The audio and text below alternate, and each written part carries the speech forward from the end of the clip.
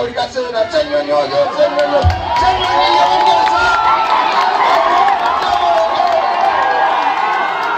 yongeza era okuta omusajja ng'akaluma omweroza ddala kisajja tubulijjo kirota Ssenyonyi wokutewe watu akafuluma okuva mu kkomera gy'abadde asibiddwa okumala akabanga Honorable Muwanga Kivumbi ebigambo byentandise nabyo era byengenda okuba nga nkwongera mu maaso awo bye bimu ku ebyo bye yatandisiza oba bye yagenze maaso n'okuba nga ayogerako eri abantu b'e Butambala ababadde bakuŋŋaanye era nga yabadde agambye nti si wa kuzikiza yadde eddakiika emu wabula amawulire genkuwa ku ssaawa 11 n'eddakiika 25 ez'akawungezi k'olunaku olwaleero ennaku z'omwezi ziri 10 omwezi gwa Julayi omwaka 2026 ekifaananyi ky'olaba kyekiyinza okusigira embeera ebaddewo mukwano gwange akawungezi k'olunaku olwaleero Honorable Muwanga Kivumbi bw'abadde ng'asaliddwako abasajja abawanvu n'abampi nga tannaweza na ssaawa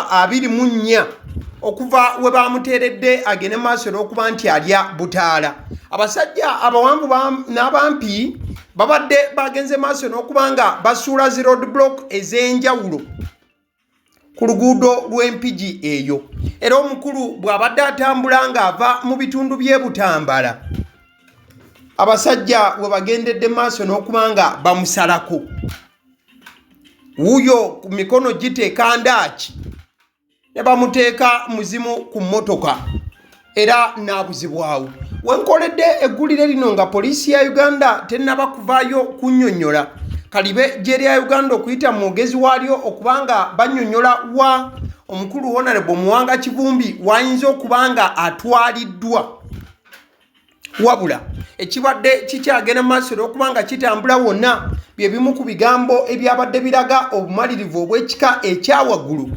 ebyafubutuse mu Honorable Muwanga Kivumbi we yabadde yakateebwa okuddamu okulya obutaala kati nno Bobi Wine nga wakayita eddakiika 15 zokka nga musajja we era ng'ono ye Deputy President we mu kibiina ki The National Unity Platform Bobi Wine agenze maaso n'okuba nga abaako obubaka bw'awandiika wabula wano abadde akakasiza ddala bitundu 10 ku kinne waakyo ku kiki ddala ekigenze maaso n'okubeera nga kiba I have just been informed of the violent abduction of my Deputy President for Buganda Region, Honorable Muhammad Muwanga Kivumbi, shortly after he was released on bail yesterday.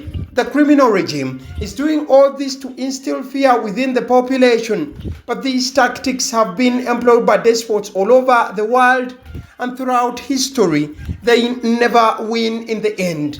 Uganda will be free. Bigambo ebiwandiikidwa Mwami Robert Kyagulanyi Ssentamu Moite Bobi Wine omukulembeze w'ekibiina ki National Unity Platform okubikyusa okubiza mu lulimi Oluganda ng'agamba nti naakafuna amawulire nti Deputy President wange ku Buganda Region Honorable Muhammad Muwanga Kivumbi bamukutte kyokka ng'ate olunaku olw'eggulu abasajja baamutadde ati wano Bobi Wine wagambidde nti omugigi guno omumenyi gw'amateeka kugenda maaso n'okubeera nga guteeka obutiitiizi mu bantu n'okutya okw'ekika ekyawaggulu agamba nti naye obukolomooni bwe tebujja kubeera nga bukola ne sekkola yonna agamba nti tebajja kuwangula gyebirikkira nga Uganda eri free kati nno kankuze wa Honorable Muwanga Kivumbi ebigambo bye yayogedde ekiro ekikeseza olunaku olwaleero abangi bye bagamba nti ebigambo bino byandibanga we kaba kabaate bikasombedde ddala ne sekusomba yenna bannasibira ne bannasibira kati ate amaanyi nnyina mapya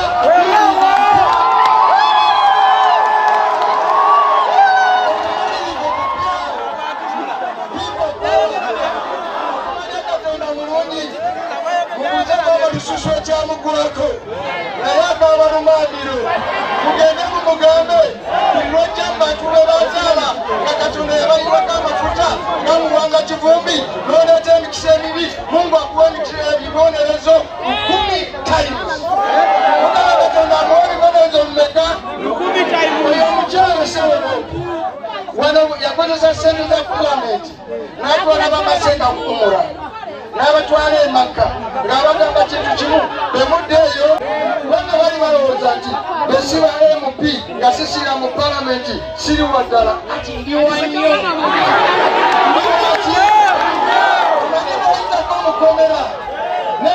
Yusufu ne Mandela ne Martin Luther King n'abalala bonna bateekebwako. Sirina kyensobola kubawa, sirina kyensobola kubasasula.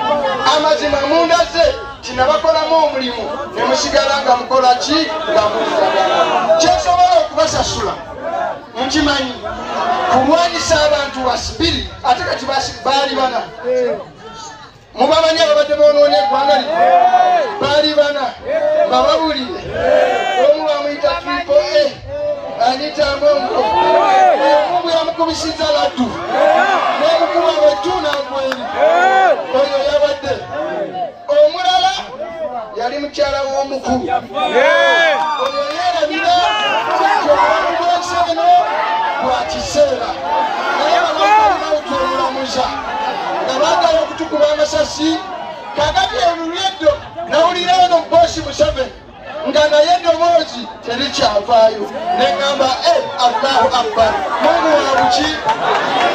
Kati mumanyi asigadde, mumanyi asigadde eryo tabani lye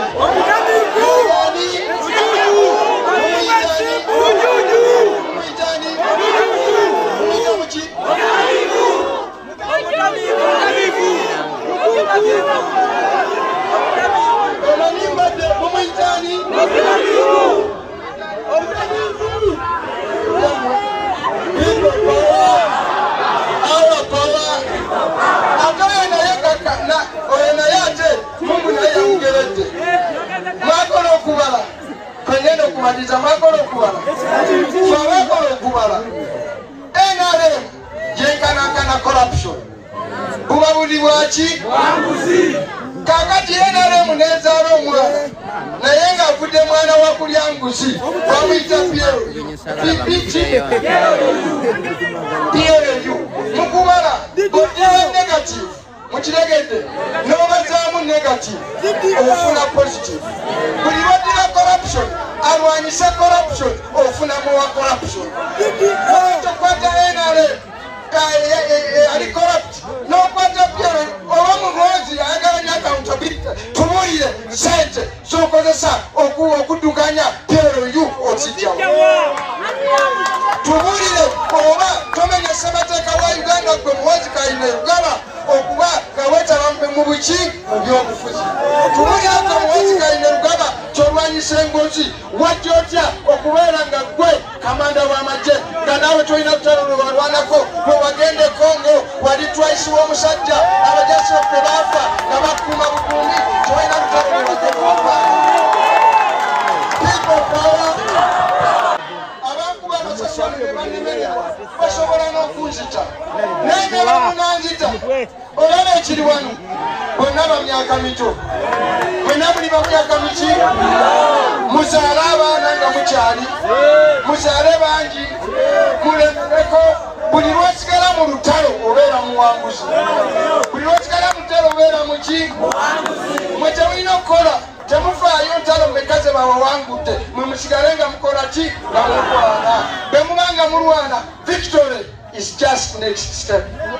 Honorable Muwanga Kivumbi teyakomye ku nsonga ya kubeera nga awaganise kuwaga yenna nti yabadde akomyewo era nti mukomawo kwe yabadde tagooka azze nga akomyewo buteesagga oluvannyuma lw'okubeera nti yabadde avudde mu kkomera. Wabula omukutu gwa CBS FM gumukubiddeko olunaku olwaleero agambye nti ye obumalirivu bwaliko ate omulundi guno newankubadde abadde mu kkomera, ekkomera teryamuleetera kutya yadde eddakiika emu wabula okumuwa obuwi amaanyi n'obumalirivu obw'ekika ekyawaggulu. Bino nno bibadde ku mawulire ago ag'okumakya ku Kyabasa. Sooka owulire Honorable Muwanga Kivumbi.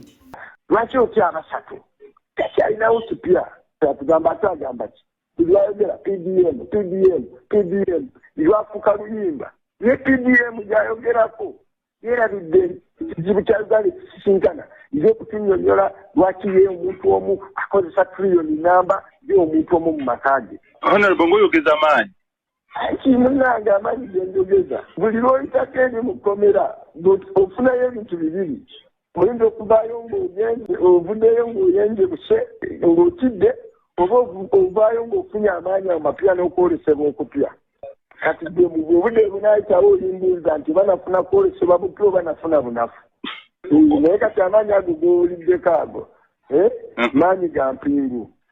Honorable byonna byoyogera tokyanti bayinza okuzzaayo ate mbaddeyo kati simanyiddeeyo kiba kipya tekiba kipya nekkomera bwobeerayo tofa tulina okubajjamu akatengo tulina okubajjamu nawe Alex njagala obeemu akatengo sadde kule bulungi okole emirimu abantu bakambwe munnange honorable bw'otabadde ebitongole by'okwerinda abantu bazze bakwatibwa mu ngeri eri awo ati gavumenti nzina kyayinza zikola expense ekomera ebadde eta kati ebyekomera eyo nayo yabadde emboozi gendinnyimi z'abazikulu naye kikulu kati siwadde nkise mu kkomera ki obuzibu eggwanga lye bulimu kyekikulu laba ebituuse ku Lukwago ebituuse ku Besigye ebyatuuse ku Maria Matende olinda bituukewo. Honorable Muwanga Kivumbi ebintu si birungi n'akamu. Bana NUP wendikodingidde emboozi eno buli omu yeebuuza bwebuuza nti Honorable Muwanga Kivumbi eyali omubaka wa Butambala akwatiddwa ab'ebyokwerinda oba abasajja abatannategeerekeka bulungi n'atwalibwa mu kifo era ekitannategeerekeka ng'asangiddwa mu bitundu by'empigi. Bino we bijjidde nga yakayimbirwa ku kakalu ka kkooti ka bukadde bwa nsimbi za kuno 10 ez'obuliwo era nga ze yawaddeyo olunaku olw'eggulo. Ssaawa 24 tezinnawera omusajja abasajja bamusanze ate era ne baddamu ne bamugombamu obwala. Kati okutya kugenze maaso n'okujjula bannakibiina ki NUP bannastruggle ate era ne bannayuganda mu nkula ez'enjawulo bonna beebuuza nti Honorable Muwanga Kivumbi bwe babanga bamugombyemu obwala wayinza okuba nga ali atwaliddwawa era kiki ekyandibanga kiviiriddeko akabaate abasajja okuddamu okubeera nga bamugombamu obwala. Wonna wooli sabira Honorable Muwanga Kivumbi kubanga ebintu si birungi n'akamu.